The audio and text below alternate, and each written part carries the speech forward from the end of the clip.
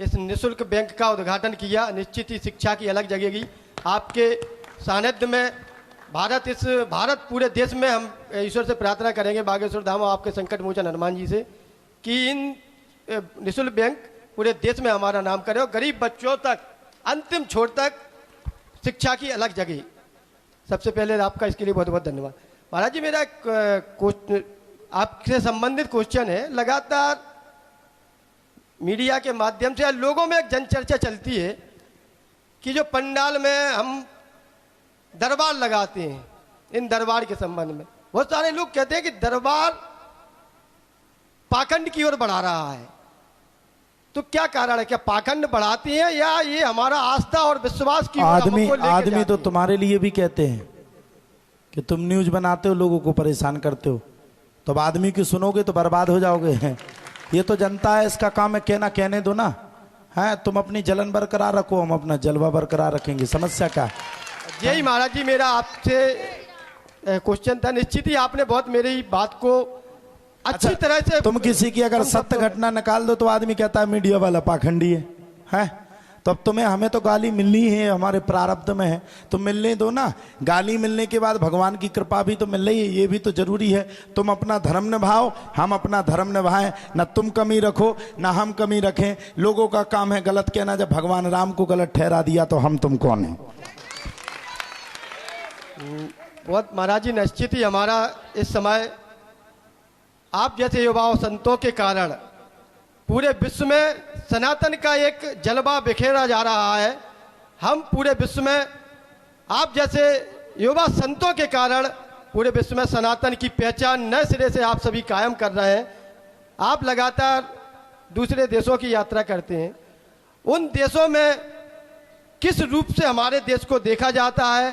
क्या अभी भी उन विदेशों में हमारे देश को 1947 के नजरिए से देखा जाता है या 2025 के नजरिए से? देखिए, पहले एक बात आप समझ लीजिए, भारत महान था, महान है, महान रहेगा।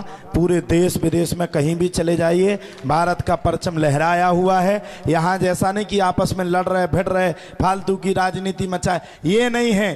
भारत विदेश में आज भी भारत माता की जय जयकार होती है। विदेश की संसद ने, पार्लियामेंट ने, हमें वहां के सांसदों ने सम्मान किया और उन्होंने भी वहां पर जाकर के भारत माता की जय जयकार करी। इसलिए महान था, महान है। और अगर आपस में लड़ना बंद कर देंगे तो विश्वगुरु भी बन जाएगा।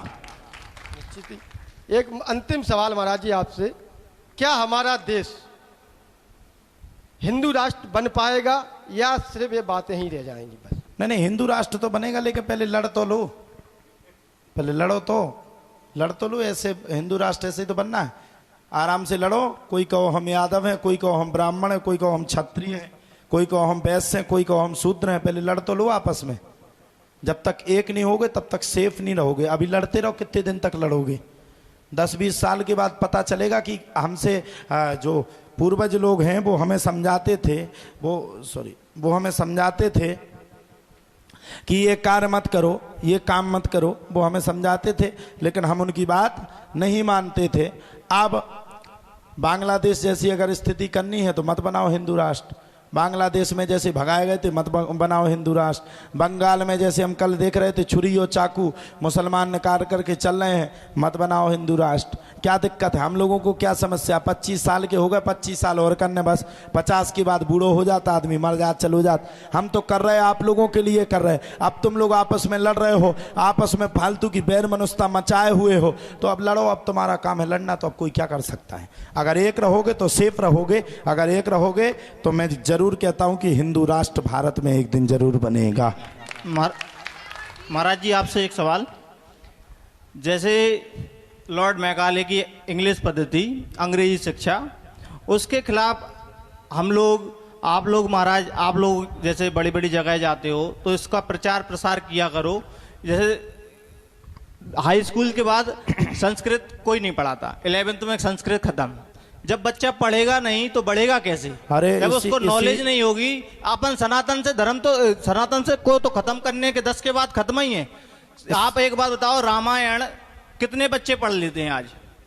इसी बात की तो लड़ाई हमारी चल रही है इसी बात के लिए तो हम सब संत कह रहे हैं कि हिंदू राष्ट्र बनना चाहिए, जिसमें कि सोशल साइंस में से, सामाजिक विज्ञान में से ये निकले कि मुगलों का शासनकाल क्या है, ये ना पढ़ाया जाए। बच्चों को ये पढ़ाया जाए कि भगवान विष्णु का अर्थ क्या है, भगवान कृष्ण ने अवतार क्यों लिया, भगवान राम ने अवतार क्यों लिया, सनातन क्या है, संस्कृति क्या है। इसके लिए हम चाहते हैं कि हिंदू राष्ट्र बनवे। तो इसलिए महाराज, इसीलिए हम विदेश में जा करके हिंदुत्व का प्रचार कर रहे हैं, इसीलिए विदेश में जा करके संस्कृत का प्रचार कर रहे हैं, इसीलिए विदेश में हम लोगों को कोई शौक नहीं 10,000 किलोमीटर जाओ, वहां क्या है, अच्छे से खा भी ना पाओ, रेस्टोरेंट में खड़े भी ना हो पाओ, पता नहीं कहाँ मीट मछली बन रही हो, कहाँ दारू बिक रही हो, कहाँ क्या हो रहा। हम लोग तो सद करके जाते हैं 10,000 किलोमीटर दूर, और वो भी 14 घंटा ऊपर रहते हैं प्लेन में। आप लोग रहो 14 घंटा, समझ में आ जाएगी जब वो हिलता है ना, जब वो डांस करता है तब समझ में आती कि एक बार भर पहुंच जाए, दूसरी बार नहीं आएंगे। इसीलिए जा रहे कि विदेश से भी सनातन गायब ना हो जाए। इसीलिए हमने अभी तक इंग्लिश नहीं सीखी। एक आदमी ने हमसे पूछा क्यों नहीं सीखी, हमने कहा कि वो इंग्लिश सीख ले, वो हिंदी सीख ले, वे हम इंग्लिश सीखने के लिए तैयार हैं। तो महाराज इसके लिए हमें सबसे पहले एजुकेट सिस्टम है जो, उसको बदलना पड़ेगा भारत के। पहले सबसे हिंदू को बदलना पड़ेगा। जैसे मान, हिंदू एक नहीं होगा तब तक शेप नहीं होगा। ये बात पहले समझो। हाँ, अभी बीच में ये लड़ाइयां प्रारंभ हुई, जाति न पूछो साधु की पूछ लीजिए ज्ञान। हमें जात पात पे ना पढ़ करके ज्ञान में पढ़ना चाहिए, एकता का सूत्र बांधना चाहिए। हिंदू ही हिंदू का विरोध करता है, इस बात को क्यों भूलते हो आप लोग। अभी तुम्हारी कोई बुराई करने नहीं आएगा, पूरे पंडाल में तुम ही लड़ोगे आपस में। अरे महाराज अच्छी कथा नहीं कर, अरे यार हम पर्चा नहीं बना, अरे यार वे सुनते ही नहीं है, अरे यार वे तो की सुनत। हिंदू कभी एक नहीं होता। वो उन लोगों की यहां अगर एक की लड़ाई हो जाए ना तो सबरे निकालते तलवार। जिस दिन हिंदू एक हो जाएगा और कोई भी धर्मी हमारे धर्म पर आवाज लगाएगा और हिंदू एक साथ खड़ा होकर के भाला तलवार लेकर के खड़ा हो जाएगा, इनको भी भारत छोड़ना पड़ेगा। लेकिन एक होता कहां है, लड़ तो ले पहले। महाराज जी एक और सवाल, जैसे महाराज जी क्रिश्चियन लोगों का केवल शिक्षा और स्वास्थ्य पे, दोनों चीजों पे जोर है, उसके अलावा कोई भी चीज आपने आज तक भारत के अंदर नहीं देखी होगी कि ईसाई लोग शिक्षा और स्वास्थ्य के अलावा कोई काम करते। देखो वो अपना विरोध नहीं करते, वो धर्म परिवर्तित करते हैं। धर्म परिवर्तित वो करते थे, अब नहीं कर पाएंगे। हम बैठे, हम जैसे संत बैठे, हमारे बड़े भैया पिता तुल्य बागेश्वर धाम बैठे। अब किसी की औकात नहीं है जो धर्म परिवर्तन कर दे, और किसी की औकात नहीं जो हिंदुओं पर आंख दिखा दे, और किसी की औकात नहीं जो हिंदुओं को उंगली दिखा दे। बस हिंदू ही आपस में लड़ रहा, और किसी की औकात है ही नहीं भारत के अंदर। महाराज जी एक अंतिम सवाल है, आपका भी समय कथा का हो रहा है, सिर्फ अंतिम सवाल। जो बात अभी निकली है आपकी चर्चा में मैकाले की शिक्षा की, तो क्या हमारे जो बड़े बड़े मंदिर हैं, निश्चित ही बहुत जगह गुरुकुल चल रहा है, तो क्या गांव-गांव में गुरुकुल की स्थापना नहीं हो सकती है जिससे कि हमारी संस्कृत भाषा का प्रचार हो? और हमारी आप समझो जब मुगल आए तब हमारे भारत में कई संस्कृत के विद्यालय थे, हजारों संस्कृतों के विद्यालय।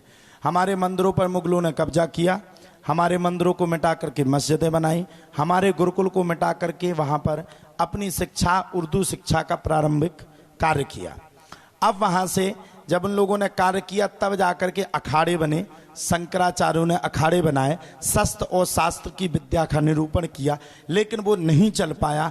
आज जाकर के वो कई सदियों के बाद 2024-25 के बाद वह संस्कृत का प्रारंभ हो गया। आज से 2019-20 में कोई भी बच्चा मंदिर जाने के लिए नया तैयार नहीं होता था, वो कहता था ये सब क्या है। लेकिन आज हमारे संतों की कृपा से नए बच्चे भी हनुमान जी के मंदिर से जुड़ रहे हैं। आगे चल के आप लोग पहल करो, हिंदू एक होवे, आपस में लड़ाइयाँ बंद होवे। अभी जो इटावा में कांड हुआ, ऐसा कांड जीवन में ना होवे, जीवन में कभी ऐसी पद्धति को ना आजमाया जाए। जिन ब्राह्मणों ने ये कार्य किया, थोड़ा सा वहाँ भी गलती है। किसी की शिखा काटना हिंदू धर्म में उचित नहीं है। सबको एकता के सूत्र के साथ रहना चाहिए, हमें सबका सम्मान करना चाहिए। जाति न पूछो साधु की पूछ लीजिए ज्ञान। मीराबाई क्या ब्राह्मणी थी? नहीं थी। इसलिए हम ये कहते कर्म प्रधान विश्व कर राखा, जो जस करें सो तस फल चाखा। भैया कर्म को प्रधान रखो। ब्राह्मण पूज्य था, है और रहेगा, उसमें कोई अनिश्चितता की बात नहीं, लेकिन अगर कोई संत है तो वो भी पूज्य है। यही बात कह करके हम अपनी बात को विश्राम देते। सभी को जय सिया राम, जय श्री संकट मोचन सरकार की।